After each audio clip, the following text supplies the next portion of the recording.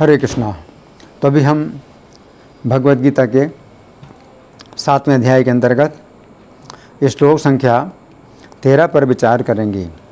त्रिभिर्गुणमयैर्भावैर् एभिः सर्वमिदं जगन् मोहितं नाभिजानाति मामेभ्यः परमव्ययम्।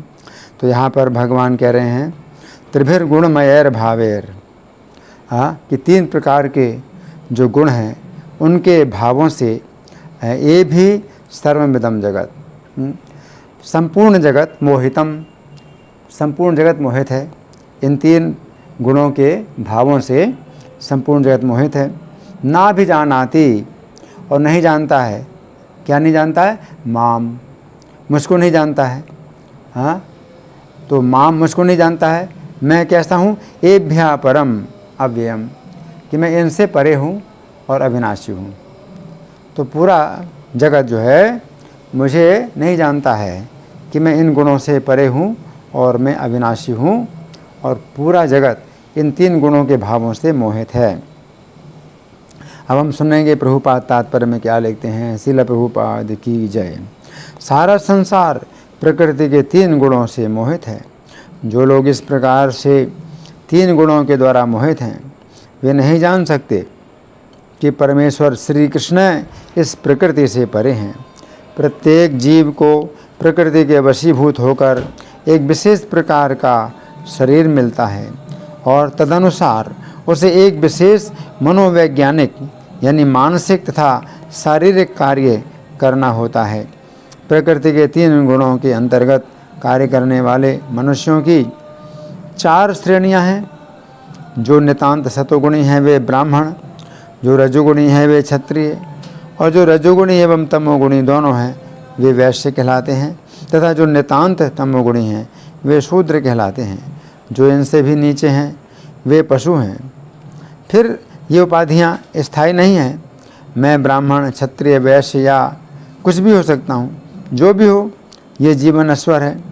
यद्यपि ये जीवन नश्वर है और हम नहीं जान पाते कि अगले जीवन में हम क्या होंगे, किंतु माया के वश में रहकर हम अपने आप को देहात्म बुद्धि के द्वारा अमरीकी, भारतीय, रूसी या ब्राह्मण, हिंदू, मुसलमान आदि कहकर सोचते हैं।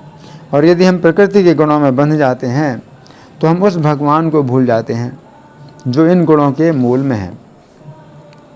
अतः भगवान का कहना है कि सारे जीव प्रकृति के इन गुणों द्वारा मोहित होकर ये नहीं समझ पाते कि संसार की पृष्ठभूमि में भगवान है। जीव कई प्रकार के हैं, यथा मनुष्य, देवता, पशु आदि, और इनमें से हर एक प्रकृति के बस में है। और ये सभी दिव्य पुरुष भगवान को भूल चुके हैं। जो रजोगुणी तथा तमोगुणी हैं, यहाँ तक कि जो सतोगुणी भी हैं, वे भी परम सत्य के निर्विशेष ब्रह्म स्वरूप से आगे नहीं बढ़ पाते। वे सब भगवान के साक्षात स्वरूप के समक्ष संभ्रमित हो जाते हैं, जिसमें सारा सौंदर्य, ऐश्वर्य, ज्ञान, बल, यश तथा त्याग भरा है। जब सतोगुणी तक इस स्वरूप को नहीं समझ पाते तो उनसे क्या आशा की जाए जो रजोगुणी या तमोगुणी हैं। कृष्ण भावनामृत प्रकृति की इन 3 गुणों से परे है, और जो लोग निस्संदेह कृष्ण भावनामृत में स्थित हैं वे ही वास्तव में मुक्त हैं। तो यहाँ प्रभुपाद का तात्पर्य समाप्त हुआ। अब हम सुनेंगे श्री भगवान ने कहा में इस श्लोक की कैसी व्याख्या हुई है। पिछले श्लोक में श्री कृष्ण ने कहा था कि 3 गुणों के जो भाव हैं उनमें श्री कृष्ण की प्राप्ति नहीं होती है। उस समय अर्जुन के मन में संशय उत्पन्न हुआ कि यदि 3 गुणों के भावों में श्री कृष्ण की प्राप्ति नहीं होती है तो सभी जीवात्माएं इन 3 गुणों के भावों को छोड़कर क्यों नहीं श्री कृष्ण का भजन करते हैं। अंतर्यामी होने के कारण श्री कृष्ण अर्जुन के मन के संशय को समझ गए। अतः उन्होंने इस श्लोक में बताया है कि सभी जीवात्माएं इन 3 गुणों के भावों से इस प्रकार मोहित हो रहे हैं कि वे श्री कृष्ण को नहीं जान पाते हैं। इस श्लोक में श्री कृष्ण की 3 अत्यंत महत्वपूर्ण शिक्षाएं हैं। जिनकी हम क्रम पूर्वक चर्चा करेंगे।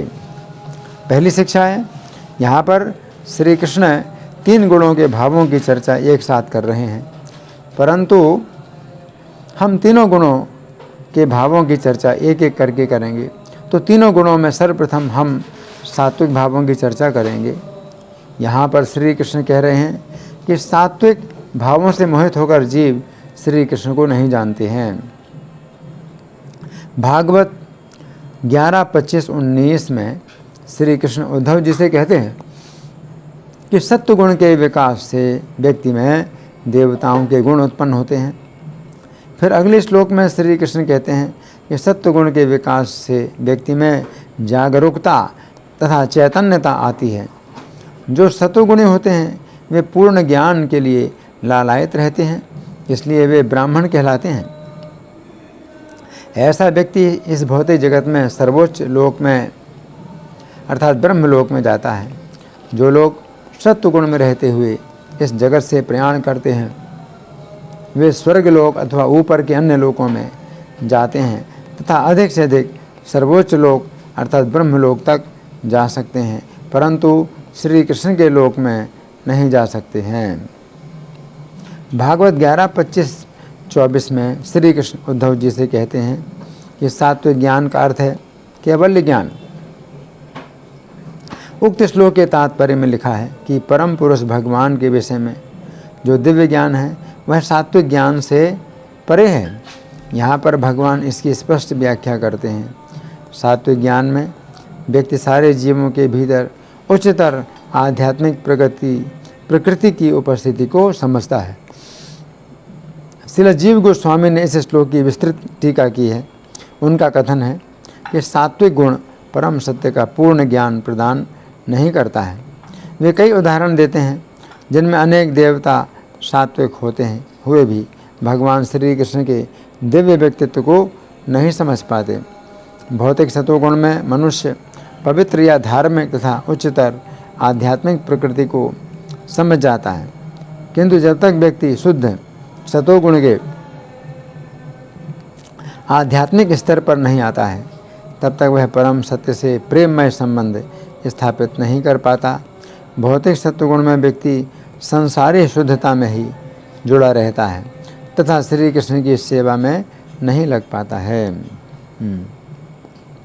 भागवत 6:14-2 में परीक्षित महाराज कहते हैं कि सत्वगुणी देवताओं तथा निर्मल अंतःकरण वाले ऋषियों को भी श्री कृष्ण के चरणों में भक्ति नहीं प्राप्त होती है। ऋषियों को आत्मा का अनुभव होता है तथा उन्हें आत्मसिद्धि के निकटतर माना जा सकता है, क्योंकि उन्होंने कम से कम आत्मजीवन का साक्षात्कार किया है। परंतु श्री कृष्ण को समर्पित होने के लिए उच्चतर बुद्धि की आवश्यकता होती है। सत्वगुण के विकास में ऋषिगण निर्गुण अनुभूति की ओर उन्मुख होते हैं। ऐसे लोग वृथा ही अथक प्रयास करते हैं। ये कहा जाता है कि वे बिना दानों के धान को कूटने वाले हैं। शुद्ध भक्त को पता रहता है कि आदि परम सत्य ही परम पुरुष श्री कृष्ण है। ऐसा भक्त वास्तव में ज्ञानी है। वो कभी भी ब्रह्म तेज में तदाकार नहीं होता है। सत्वगुण में होते हुए भी देवतागण ये नहीं जान पाते कि श्री कृष्ण का शरीर भौतिक नहीं है। वे ये नहीं सोच पाते कि श्री कृष्ण जैसा व्यक्ति समस्त वस्तुओं का उद्गम हो सकता है। ऐसे लोग अंततोगत्वा ब्रह्म तेज में मिल जाना चाहते हैं। तंत्र भागवत में कहा गया है कि 9 करोड़ देवताओं तथा 7 करोड़ ऋषियों में से कुछ ही श्री कृष्ण के प्रति समर्पित होते हैं। जो लोग विभिन्न प्रकार के योग साधते हैं वे सिद्ध कहलाते हैं, परंतु उनमें से श्री कृष्ण का भक्त कोई दुर्लभ ही होता है। अब दूसरी शिक्षा है। यहाँ पर श्री कृष्ण कह रहे हैं कि रजोगुणी भावों से मोहित होकर जीव श्री कृष्ण को नहीं जान पाते हैं। भागवत 11:25-19 में श्री कृष्ण उद्धव जी से कहते हैं कि रजोगुण के विकास से व्यक्ति में असुरों के गुण उत्पन्न होते हैं। जो रजोगुणी होते हैं वे प्रतिष्ठा तथा अधिकार के लिए उत्सुक रहते हैं। जो लोग रजोगुण में रहते हुए शरीर छोड़ते हैं वे मनुष्य लोक में ही रह जाते हैं। रजोगुणी व्यक्ति शरीर का वैज्ञानिक ज्ञान प्राप्त करता है और अपने जीवन तथा अपने चारों ओर के जगत की वास्तविकता के बारे में कल्पना करता है। रजोगुण में व्यक्ति पारिवारिक जीवन में आसक्त रहता है। वह पारिवारिक जीवन निश्चय ही झूठे गर्व, झूठी आशा तथा झूठे स्नेह और शोक के तथा मोह से पूर्ण है, क्योंकि पारिवारिक संबंध पूर्णतया देहात्म बुद्धि पर आश्रित होता है, जो आत्म साक्षात्कार के बिल्कुल विपरीत है। गीता 3:37 में श्री कृष्ण कहते हैं कि रजोगुण के संपर्क से काम उत्पन्न होता है, जो क्रोध का रूप धारण करता है, और यह इस संसार का सर्वभक्षी पापी शत्रु है। उक्त श्लोक के तात्पर्य में श्रील प्रभुपाद लिखते हैं, जब जीवात्मा भौतिक सृष्टि के संपर्क में आता है तो उसका शाश्वत कृष्ण प्रेम रजोगुण की संगति से काम में परिणत हो जाता है, अथवा दूसरे शब्दों में ईश्वर प्रेम का भाव काम में उसी प्रकार बदल जाता है जिस प्रकार इमली के संसर्ग से दूध दही में बदल जाता है। और जब काम की संतुष्टि नहीं होती तो यह क्रोध में परिणत हो जाता है। क्रोध मोह में और मोह इस संसार में निरंतर बना रहता है। गीता 2:42-43-44 में श्री कृष्ण कहते हैं कि रजोगुणी व्यक्ति वेदों के अलंकारिक शब्दों के प्रति अत्यंत आसक्त रहते हैं, जो स्वर्ग की प्राप्ति, अच्छे जन्म आदि के लिए विविध सकाम कर्मों की संस्तुति करते हैं। इंद्रिय तृप्ति और ऐश्वर्यमय जीवन की अभिलाषा के कारण वे कहते हैं कि इससे बढ़कर और कुछ नहीं है। उक्त श्लोकों के तात्पर्य में श्रील प्रभुपाद बताते हैं कि रजोगुणी लोग अत्यंत बुद्धिमान नहीं होते हैं तथा वे वेदों के कर्मकांड में बताए हुए सकाम कर्मों के प्रति अत्यंत आसक्त रहते हैं। वे स्वर्ग में जीवन का आनंद उठाने के लिए इंद्रिय तृप्ति कराने वाले प्रस्तावों से अधिक और कुछ नहीं जानते, जहाँ मदिरा तथा तरुणियाँ उपलब्ध हैं और भौतिक ऐश्वर्य सर्वसामान्य है।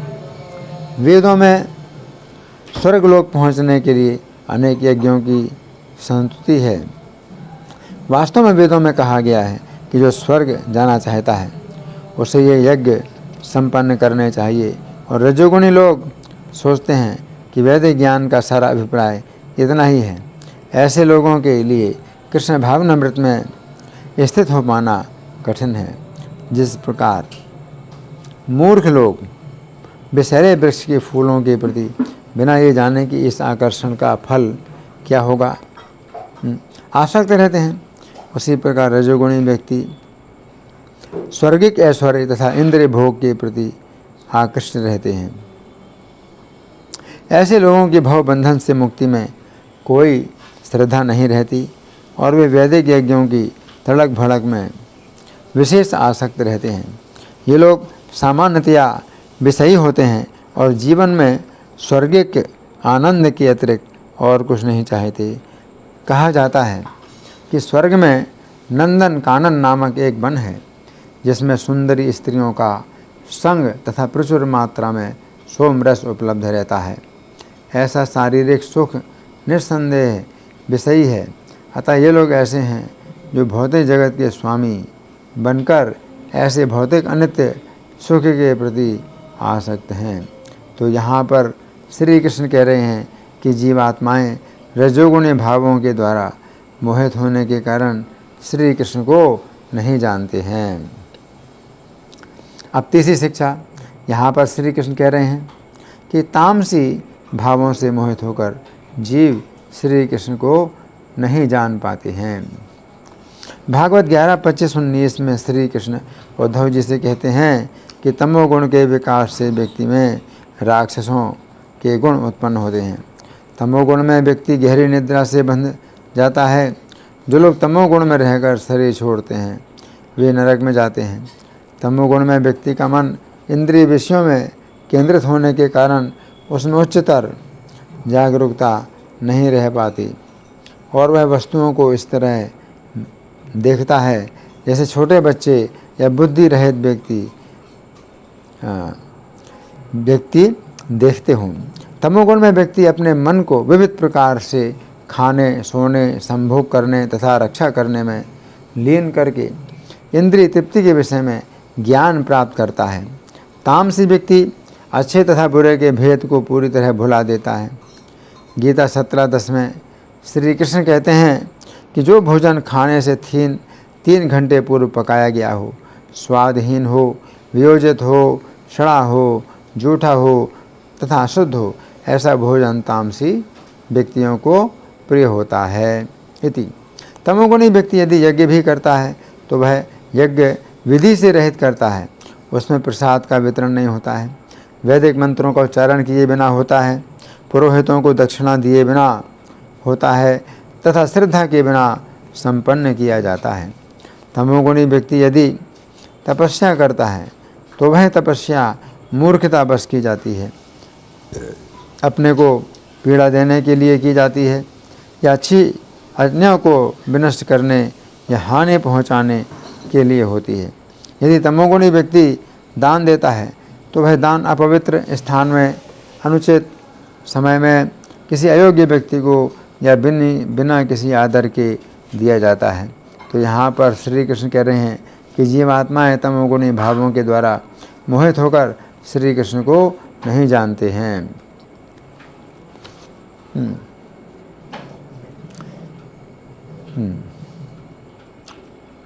इस श्लोक के बंगाली पद्यानुवाद में श्रील प्रभुपाद लिखते हैं, एतीन गुण द्वारा मोहित जगत ना बुझिते पारे मोरे परम शाश्वत।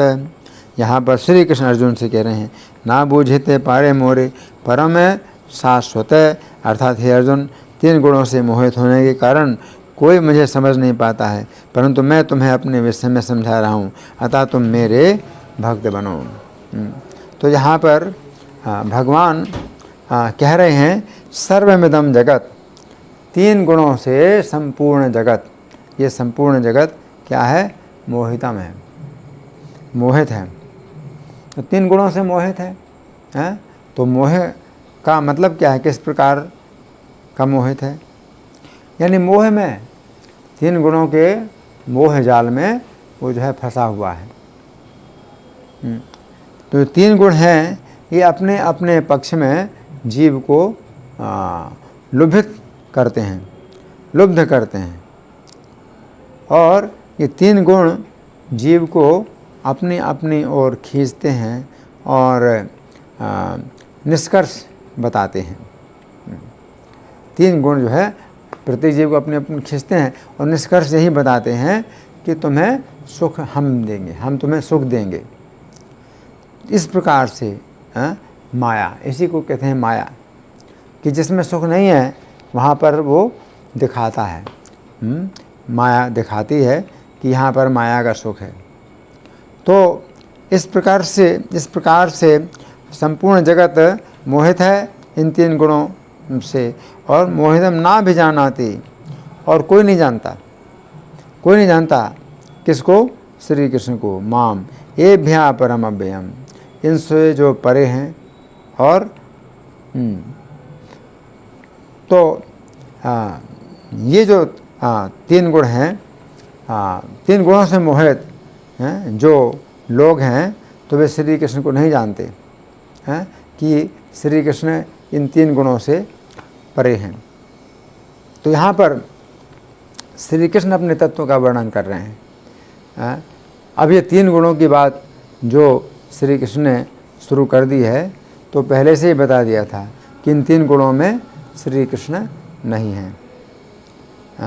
और 3 गुणों में श्री कृष्ण नहीं हैं, इसलिए जो भी जीवात्माएं 3 गुणों के प्रभाव में आ जाती हैं, तो फिर वे श्री कृष्ण को बिल्कुल भूल जाते हैं। तो यहाँ पर भगवान ये बता रहे हैं कि सब जगतवासी, संपूर्ण जगत तीन गुणों के भावों से मोहित है। जिनमें कि सुख दिखाई पड़ता है, लेकिन क्या है, दुख है और बंधन है। और इन तीन गुणों से मोहित होने के कारण कोई श्री कृष्ण को नहीं जानता कि इन तीन गुणों से परे हैं और अविनाशी हैं। धन्यवाद। हरे कृष्णा।